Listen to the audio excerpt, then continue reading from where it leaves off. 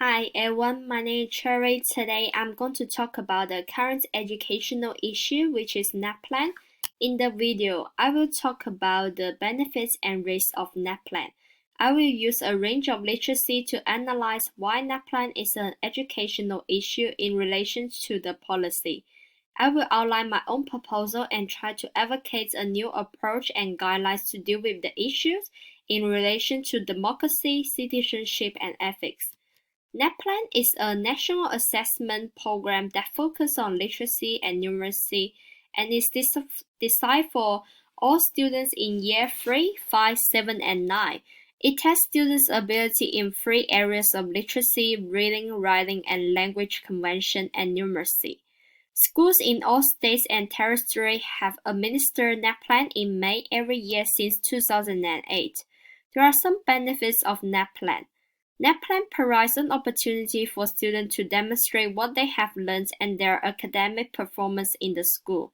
NPLAN gives teachers access to student results for each question.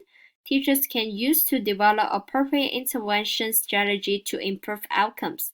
NPLAN provides detailed report for parents on the literacy and numeracy skills of children. Governments can use the results to collect the data. However, there are many risks of NPLAN.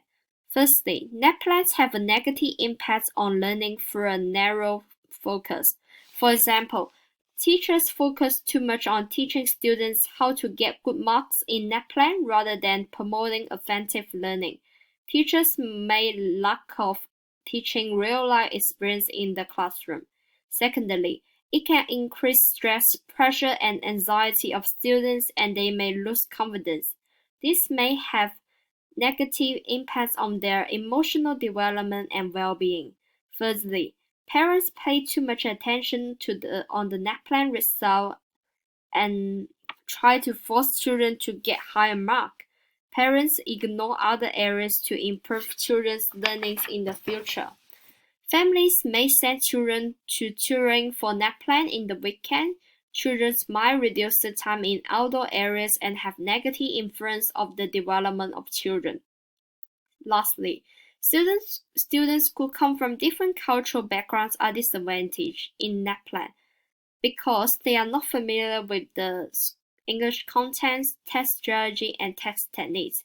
They may have a lack of understanding of English language skills. Next, I'm going to talk about the current education policy. The policy that investigates NPLAN is one of the labels policy designed to improve both the equity and excellence in the Australian school system. The policy investigates the raising the quality of teaching in our school and improving transparency and accountability of schools and school systems. Although NPLANs promote accountability and transparency and measure the basic skills that should be taught, there are issues in relation to democracy, citizenship, and ethics. In relation to citizenship, NPLAN does not teach children how to become active and involved citizens with good values. It did not give them the skills to contribute positively to society. The concept of citizenship is not widely reflected in the educational policy of early childhood. In relation to democracy, it is hard for schools to consider the question about democracy and justice. In relation to ethics, teachers lack of quality teachings and there is no intentional teaching. In the process of teaching, teachers pay more attention to the contents of NPLANs and ignore the other important aspects of the curriculum. The professional value of teachers does not meet, so this is not ethical. In order to address the issue, there is an alternative educational possibility and innovative perspective in practice. Firstly, teachers can not only focus on literacy and numeracy, but also focus on STEM. STEM is an approach to learning and development that integrates the areas of science, technology, engineering, and mathematics. There are benefits of using STEM approach in classroom settings. It can develop a range of important life and learning skills such as problem solving, creativity, critical analysis, and teamwork skills. NPLAN can use STEM approach to further assess children's ability by a holistic approach rather than the narrow approach. The alternative guideline teacher can use is the Early Years Learning Framework.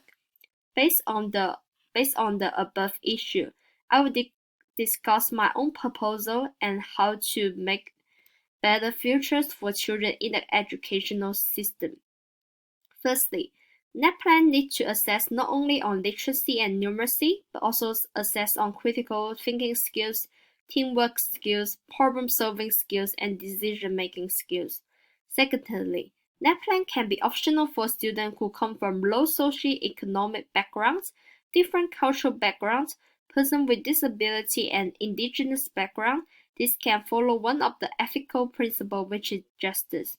This means that we need to think about different cultures and religions, beliefs of people. In some situations, it is difficult for people who come from different cultural backgrounds who recently moved to Australia to take the NPLAN test because they are not familiar with the test strategy and the new formats of tests. In this way, this can follow the ethical principle of beneficence. It can have positive contribution for their well-being. Thirdly, teachers can have professional training about how to deliver intentional teaching in the classroom. For example, teachers can promote play-based learning, which can help children feel supported in their environment and reduce the feelings of stress. Teachers can create meaningful activities such as role-play activities in primary classroom. It can stimulate their imagination and have interaction with peers. Additionally, teachers can involve children to participate in democratic process such as voting someone for class leaders. This is beneficial for them because they can try to become active and informed citizens. In conclusion, the current educational issues of NPLAN reflect the current policy in relation to democracy, citizenship, and ethics. There are both benefits and risks of NPLAN. I also created my own proposal to address the issue. This is my reference list. Thank you for listening.